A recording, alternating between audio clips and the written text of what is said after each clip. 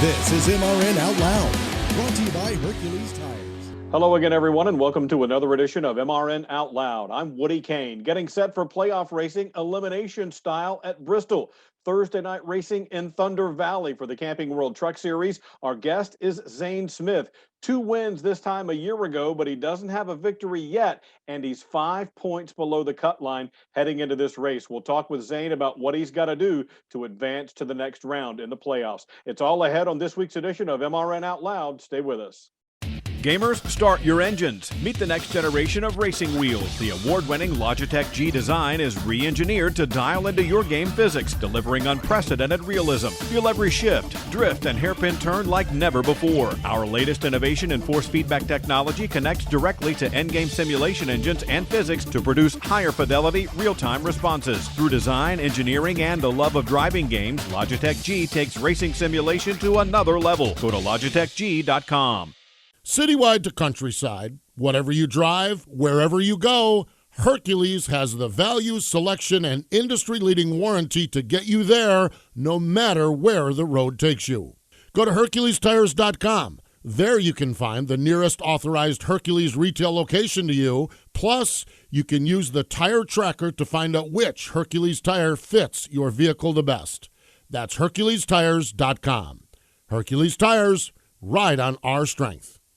Zane Smith is with us now. He drives the number 21 Chevrolet Silverados for GMS Racing and headed to Bristol, Thunder Valley for the end of round 1 of the playoffs. And unfortunately, Zane, you're 5 points below the cut line, but you got a new sponsor on the truck this weekend. Tell us about that.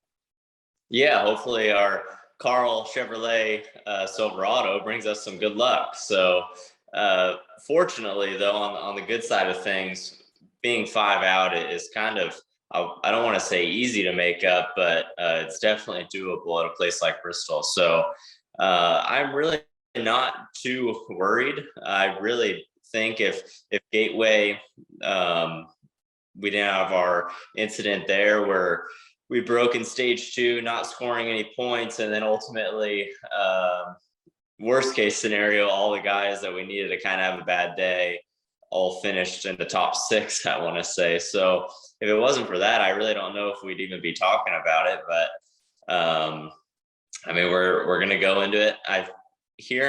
I'll be starting 9th. So last year started 6th. I do wish I was on the top, just not knowing what the PJ1 is gonna do. So I don't know. Bristol is as close as it gets to Dover for me, so I'm excited for it. Yeah, you're awfully good there. But I was going to say, last time you saw Bristol, it was covered in dirt. You still got a top 10 finish, 7th, I believe.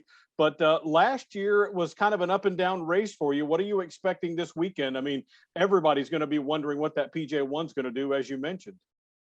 Yeah, I mean, I'm honestly curious on what the dirt is going to do to the place. I wonder if it's going to be more bumpier than it was, because that place went through a beating when it was covered with dirt. So that's what I've just been kind of thinking about lately. But I don't know. I mean, Bristol last year for me was really good. And then I think it was with 10 to go, we fully cored a left front, and I went from 3rd to, I don't know, probably 15th, something like that. I don't know where I ended up, but we lost a lot there in a little time of 10 minutes, or 10 laps. So to do 55 laps, it takes about 10 minutes, I feel like. So things happen fast there.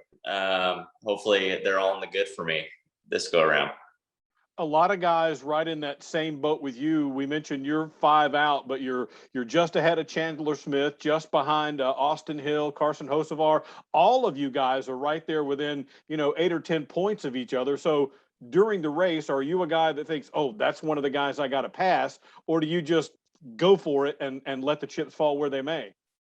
Yeah, I mean, I'm only going to control what's in my power. That's all I can do. So no, I don't have my eyes on one certain guy or anything like that.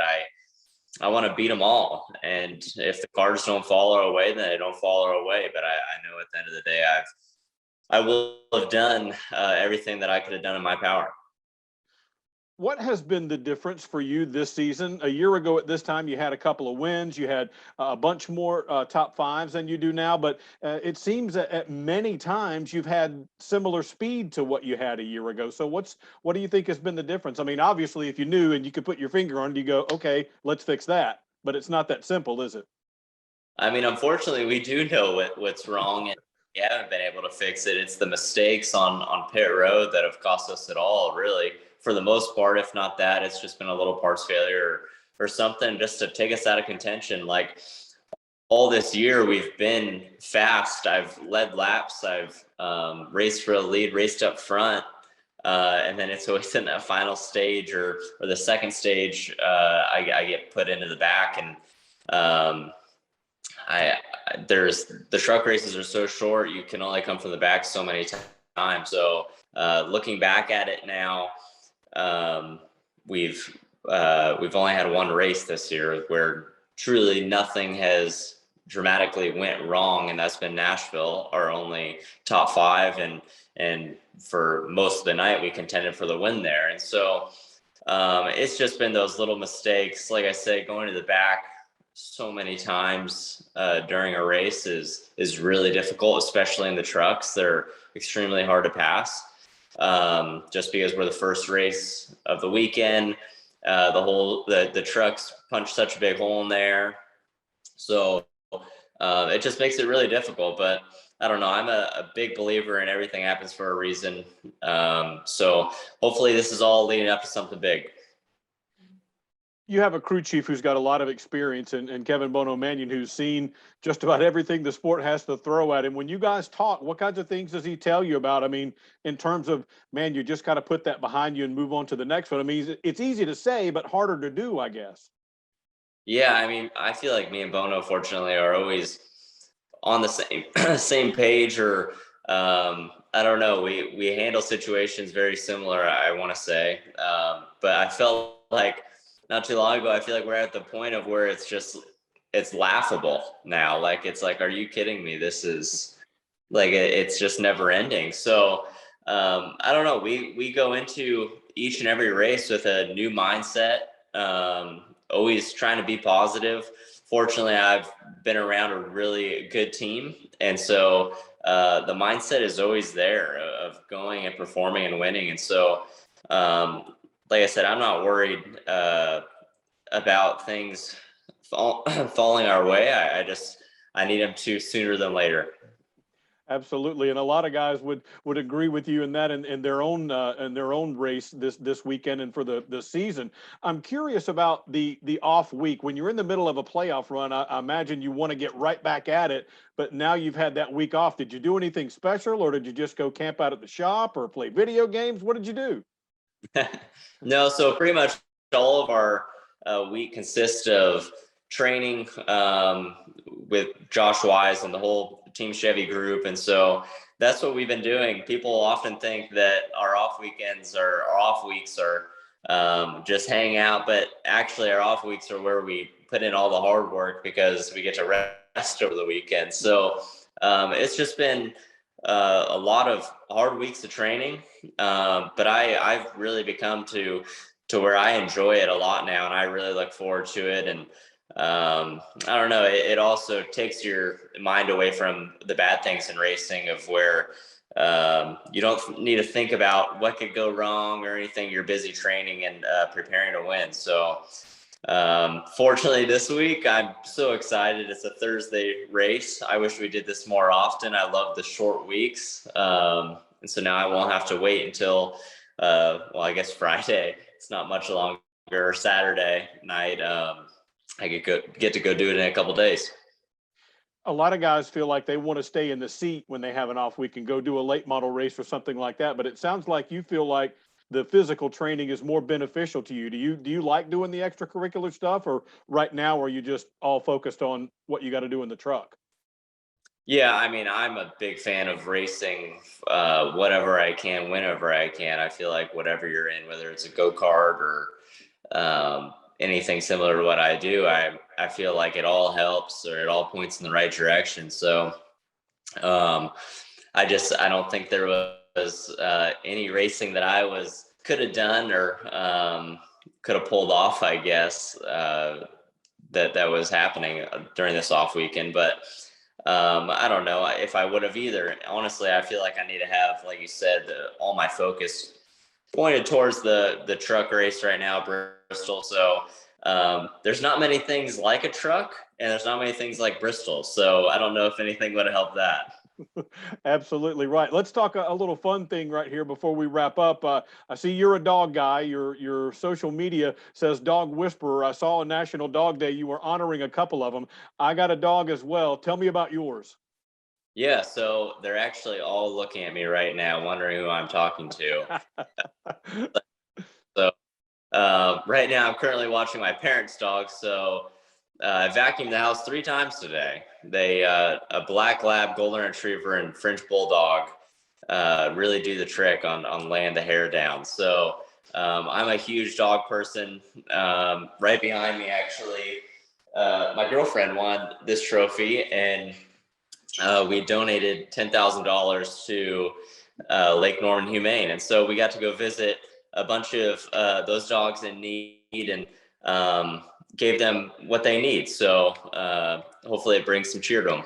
Yeah, that's a little slice of heaven right there. And they don't care what kind of race you had. They're still going to love you no matter what, right? That's unconditional love. Yeah, that's the best part. I feel like my French bulldog, me and him have a love-hate relationship. He knows when I suck over the weekend, and he gives me a dirty look. But my golden retriever, Roxy, is always happy to see me. So that's been about the only thing to cheer me up lately. Well, let's finish on one positive note here, racing-wise. If you can get these extra 5 points that you need, you get to kick off the next round with Vegas, and that's a track that's been good to you. 6th there back in March. So if you can get to that next round, what do you think about those tracks with also Talladega and Martinsville in there? Yeah, I mean, obviously the 2 that I look at there are Las Vegas. We'll have a brand new truck there. And I feel like GMS as a whole, we've really figured out something there. So I think me and Sheldon and I have really clicked on some stuff in the sim, and it's really paid forward in the real deal. So I'm really looking forward to that one. Talladega is such a crapshoot. I kind of liked that one, honestly, more in the round of 10, but I guess everyone's got to do it. So I don't know. I mean, like I said, that one is just so crazy as it is. So there's no telling what's going to happen there. I've won an ARCA race there before, so that's all I really know about that place. So it's been good to me in the past, and then I've also about gotten kicked out of round of 10 with a big points buffer last year, wrecking in stage 1. And so and then we go on to Martinsville. I'm a huge fan of really any short track there is, and last year the position I was in, I felt like I could have easily had a shot to win that race.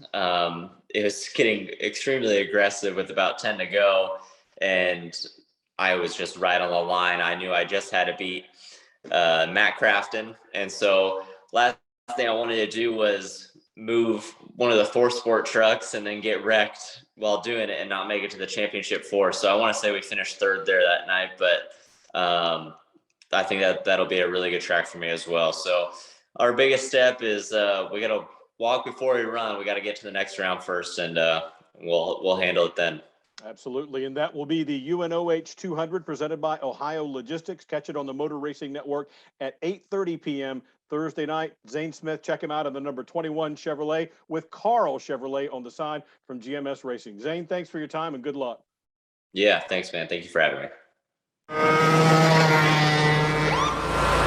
Sir, are you aware you were going 40 miles an hour? This is a residential area. Sure, but I'm on my lawnmower? Wait, am I getting a ticket? No, I've just never seen anyone top 9 miles an hour on one of those bad boys. And mow their entire lawn in 30 seconds? What got into you? Well, it did fuel up at Sunoco this morning. At Sunoco, we know how to fuel peak performance. We've been doing it for American racing for over 50 years. Fuel your best. Welcome back to the show, and it's down to the final 2 races of the season, at least in terms of iRacing. Only virtual Talladega Superspeedway and Texas Motor Speedway are left before we have a champion in the iRacing series. The third round of the playoffs will be Tuesday, September 28th at the virtual Talladega Superspeedway.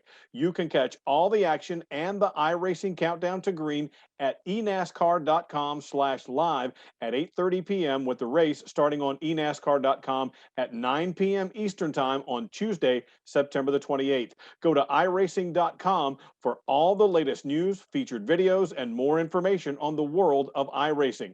This iRacing update is brought to you by Logitech G. Through design, engineering, and a love of driving games, the Logitech G923 takes racing simulation to another level. Logitech G, the official wheels and pedals of the eNASCAR Coca-Cola iRacing Series. Citywide to countryside, whatever you drive, wherever you go, Hercules has the value, selection, and industry-leading warranty to get you there no matter where the road takes you. Go to HerculesTires.com. There you can find the nearest authorized Hercules retail location to you. Plus, you can use the tire tracker to find out which Hercules tire fits your vehicle the best. That's HerculesTires.com. Hercules Tires, ride on our strength. That's all the time we've got on this week's edition of MRN Out Loud. We want to thank Zane Smith for joining us on the program.